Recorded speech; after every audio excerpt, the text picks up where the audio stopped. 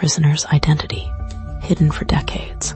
The year is 1669. France, under the iron fist of Louis XIV, is a glittering cage of opulence and paranoia.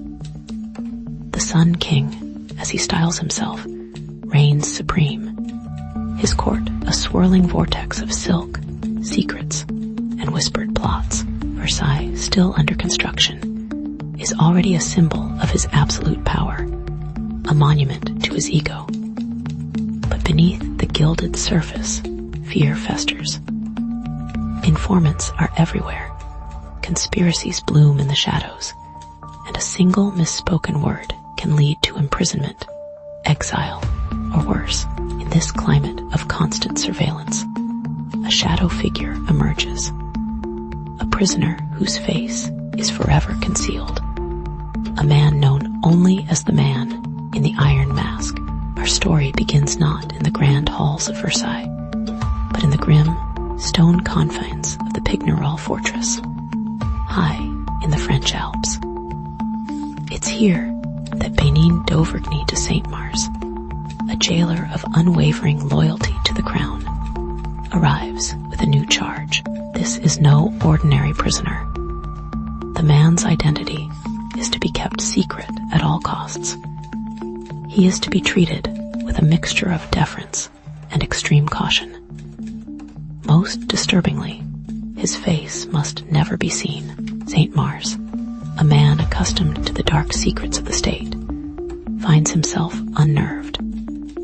He observes the prisoner only in the flickering light of torches, a silent figure draped in fine linens, his features obscured by a mask of black velvet. But it is the jailer's absolute silence about the man's identity that breeds a suffocating air of dread. The rumors, of course, began almost immediately. Whispers spread throughout the fortress, fueled by the prisoner's unusual treatment. He was allowed books, fine food, and a personal servant luxuries unheard of for common criminals. Some speculated he was a disgraced nobleman, fallen from grace.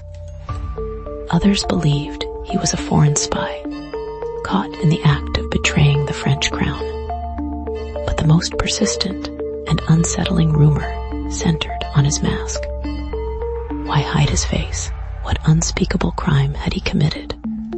Or what dangerous secret did he possess that required such extreme measures?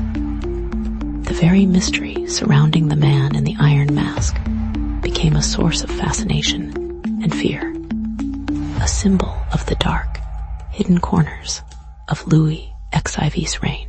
Our investigation leads us to a network of spies and informants, men like Etienne Desson, a former musketeer turned royal agent.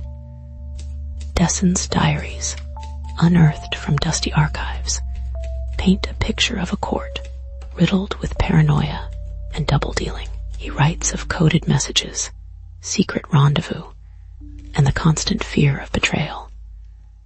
According to Desson, the king himself was obsessed with maintaining absolute control, crushing any hint of dissent or rebellion. The man in the iron mask, Desson suggests, was not just a prisoner, but a political liability, a threat to the king's very legitimacy. The first major crack in the case comes with the discovery of a series of letters between Saint-Mars and Marquis de Louvois, Louis XIV's powerful minister of war. These letters, carefully guarded in the French National Archives, reveal the immense pressure Saint-Mars was under to maintain the prisoner's anonymity.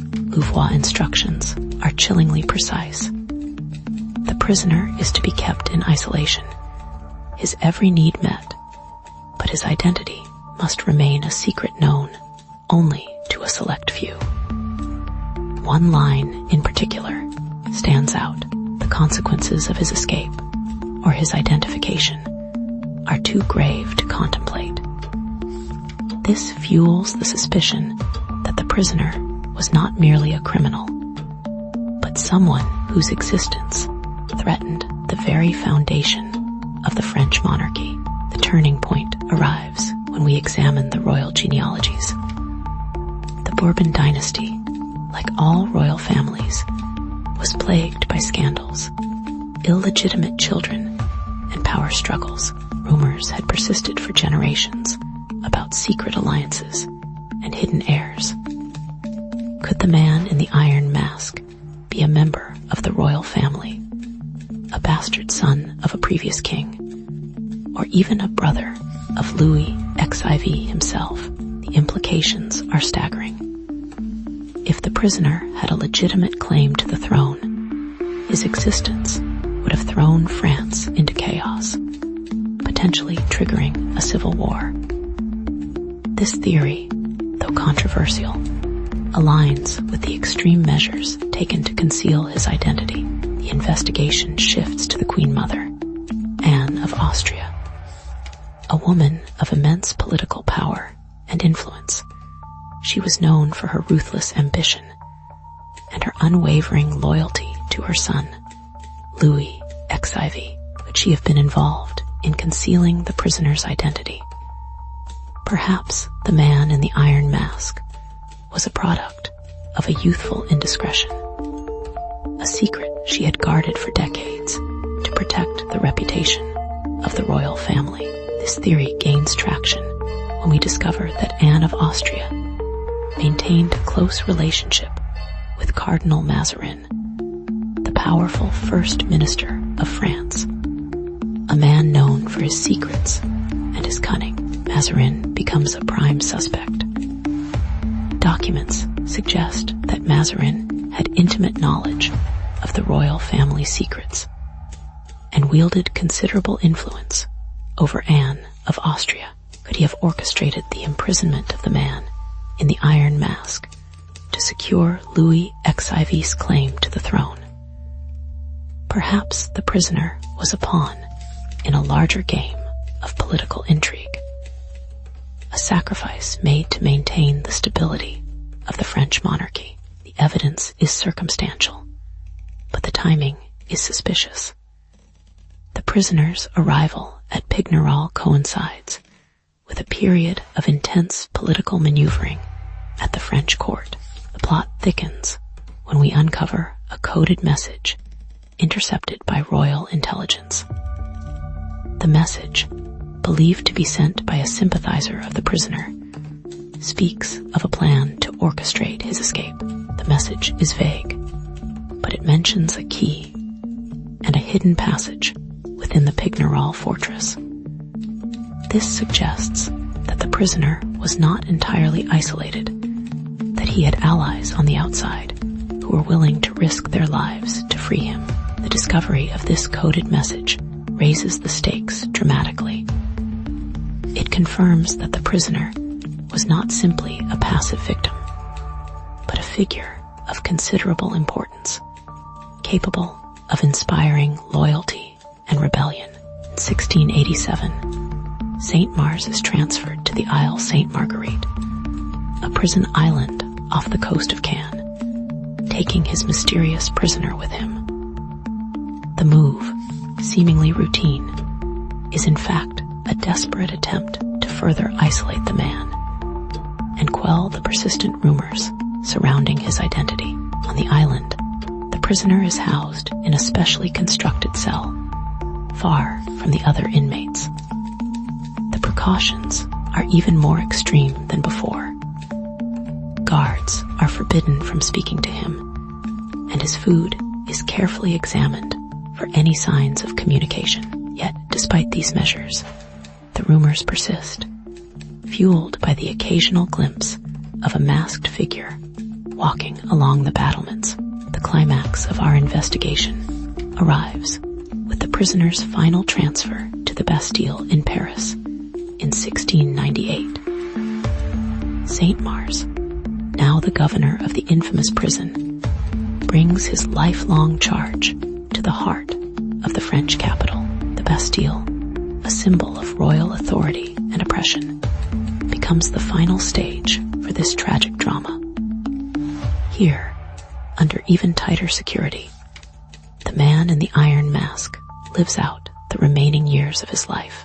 The prison registers record his arrival under the name Marchiali, but offer no further details about his true identity or his crimes. The death of the man in the iron mask in 1703 marks the end of an era. The prisoner, after decades of confinement, finally finds his freedom in death. His burial is conducted in secret, his tombstone marked only with a simple number. The mystery surrounding his identity deepens with his demise. All official records pertaining to his imprisonment are either destroyed or heavily redacted, leaving historians and researchers with a frustrating lack of concrete evidence. The questions that haunted the French court for decades remain unanswered. Voltaire, the famous Enlightenment writer, popularized the legend of the man in the iron mask, fueling the public's fascination with the case. In his writings, Voltaire speculated that the prisoner was a twin brother of Louis XIV, a claim that added a dramatic layer to the mystery. While Voltaire's theory is largely unsubstantiated, it cemented the man in the iron mask's place in popular culture. The story became a symbol of the abuse of power and the dark secrets hidden within the walls of the French monarchy. The true identity of the man in the iron mask may never be definitively known. Some historians believe he was a minor figure, perhaps a disgraced valet or a low-level spy, whose imprisonment was simply a matter of bureaucratic secrecy.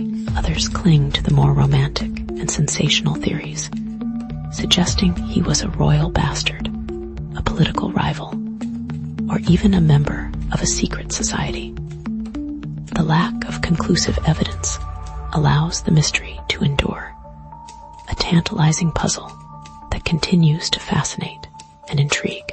In the end, the story of the man in the iron mask is a chilling reminder of the power of secrets and the lengths to which those in power will go to protect their interests.